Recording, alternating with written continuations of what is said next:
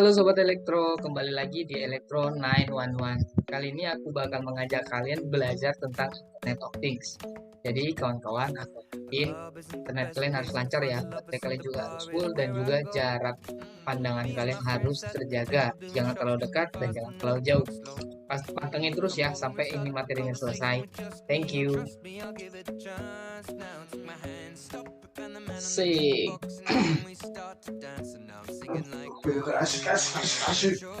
Halo Sobat Elektro 911, kembali lagi dengan saya Raja Parteta Soid. Di sini bakal memberikan kalian materi pengantar teknologi informasi. Oke kawan-kawan, langsung aja kita ke materi yang pertama. Pertama ada Internet of Things. Internet of Things atau yang biasa disebut dengan IoT, kalau kata Mbak Google sih sebuah jaringan objek-objek yang saling terkoneksi di seluruh dunia yang secara unik berdasarkan protokol komunikasi standar. Jadi kawan-kawan, kalau kita pengen menggunakan teknologi ya yang berbasis Internet of Things, kita perlukan internet ya agar kita bisa saling terkoneksi. Gambarannya, IoT dapat berupa aktivitas manusia dengan benda atau benda dengan benda melalui perintah pemrograman. Apa aja sih IoT itu yang bisa kita lihat? Yang pertama, itu ada sensor. Sensor itu apa? Sensor adalah perangkat yang bisa merubah besaran fisik. Contohnya apa? Seperti panas, suhu, dan macam-macam yang ada di dunia ini ya, contohnya. Lalu ada robot. IoT berbasis robot ini adalah sebuah teknologi yang diprogram ya teman-teman, dimana dia bisa diperintah untuk melakukan suatu hal pekerjaan manusia, seperti membersihkan ruangan, untuk memetik buah, memetik sayuran, dan lain sebagainya. Ada platform. Platform adalah tempat ya, perangkat lunak yang digunakan untuk para user atau kita pengguna untuk berkolaborasi, terhubung atau terkoneksi dengan teknologi-teknologi yang berbasis IoT. Lalu ada cloud. Cloud itu adalah tempat penyimpanan ya, di mana banyak para user menyimpan data-data pemrogramannya agar bisa saling terkoneksi dengan teknologi-teknologi yang ada. Selanjutnya, nah ini adalah berikut contoh-contoh IoT ya teman-teman. Di sektor pendidikan, IoT yang kita ketahui seperti pembelajaran jarak jauh, yaitu Google Classroom ya teman-teman. Ada juga seperti Zoom. Lalu untuk sektor keuangan seperti penggunaan digital payment, kawan-kawan bisa menggunakan Dana, di mana kita bisa transaksi ya secara online tanpa pergi harus ke bank atau tempat ATM. Lalu untuk di sektor kemaritiman sendiri, IoT sudah membantu para nelayan atau para pelaut ya, radar yang men-screening banyaknya ikan di dasar laut. Jadi kawan-kawan, misalnya dulu ya orang kalau nangkap ikan masih kadang bisa dapat, kadang enggak ya. Sekarang udah ada radarnya, atau biasa disebut dengan mereka tuh sensor lah ya, bisa melihat bagaimana sih di dalam laut itu, apa-apa aja ada yang di dalam laut. Lalu untuk sektor pertanian, di sini ada contohnya tuh teman-teman, ada robot pemetik buah. Nah, ini salah satu penggunaan IoT. Jadi biasanya buah itu dipetik ya oleh manusia, ini sekarang robot. Lalu ada di sektor kesehatan seperti pembacaan suhu tubuh manusia dan kelembapan ruangan. Nah, kawan-kawan bisa lihat bahwa kemarin pas lagi COVID-nya IoT sangat-sangat membantu manusia dalam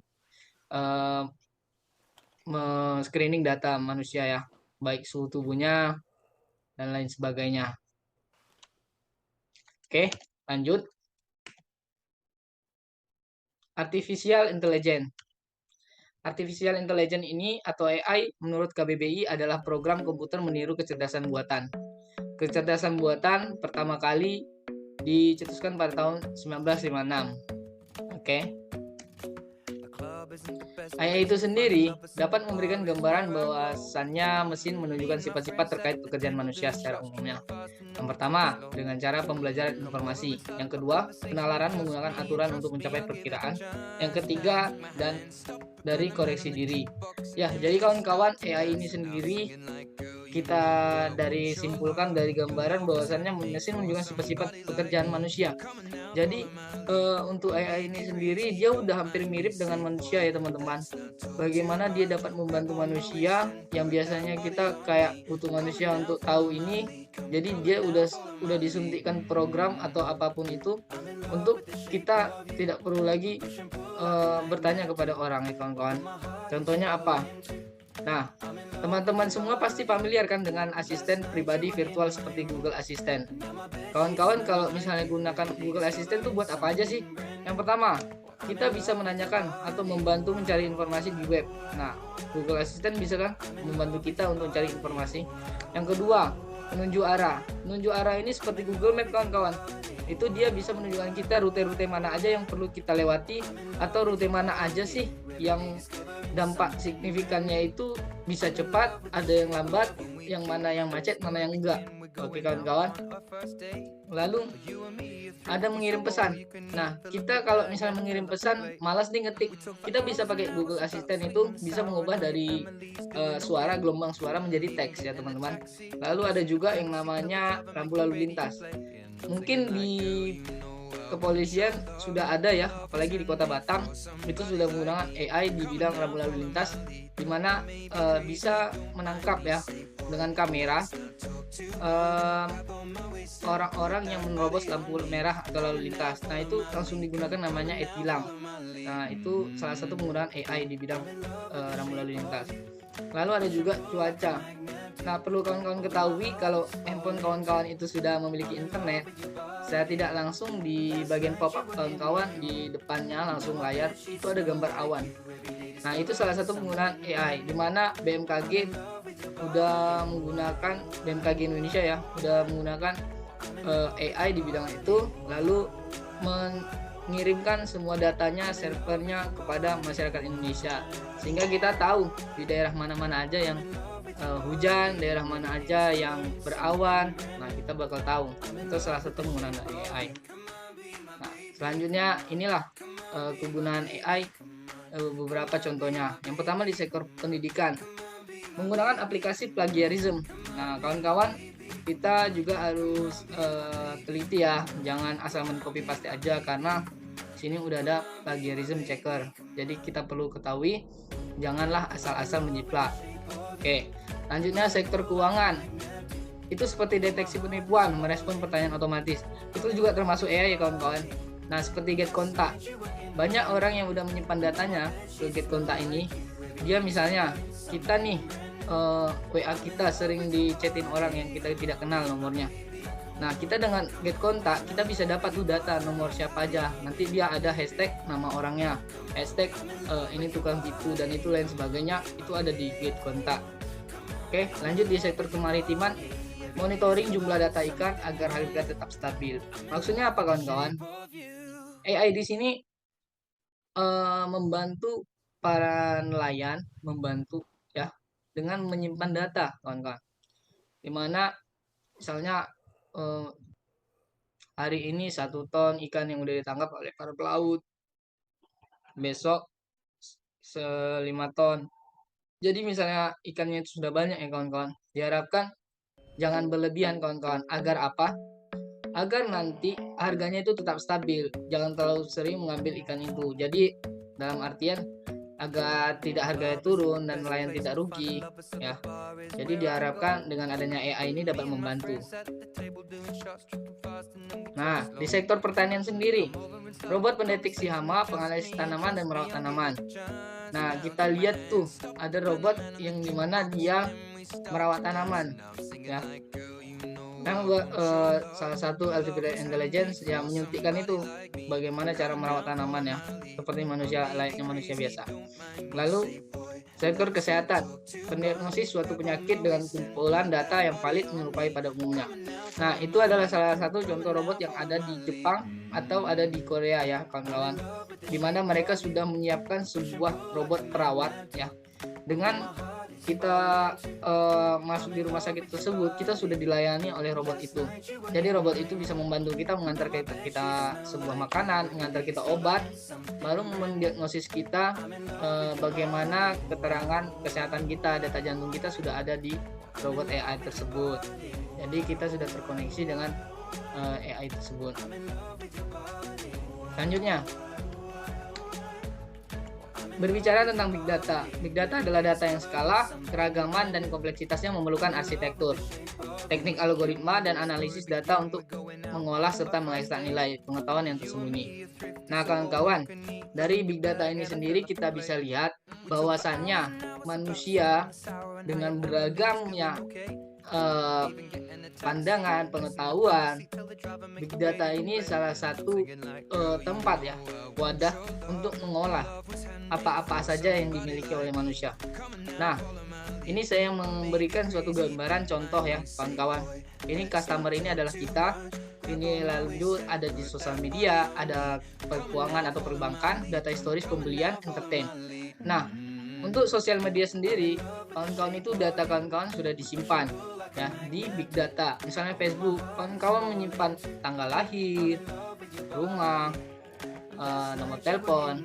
Lalu di Shopee, kawan-kawan kalau misalnya belanja, misalnya nggak ada duit ya, kawan-kawan masukkan keranjangnya dulu. Nah, itu salah satu data kawan-kawan disimpan mereka.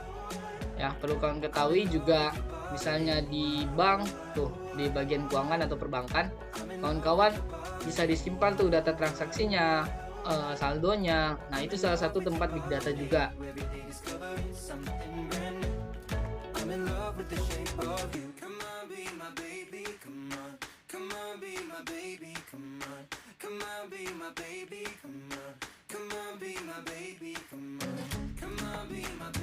Nah, ini adalah Big Data di sektor pendidikan, seperti membantu siswa dan mengajar dalam membuatkan kelas online.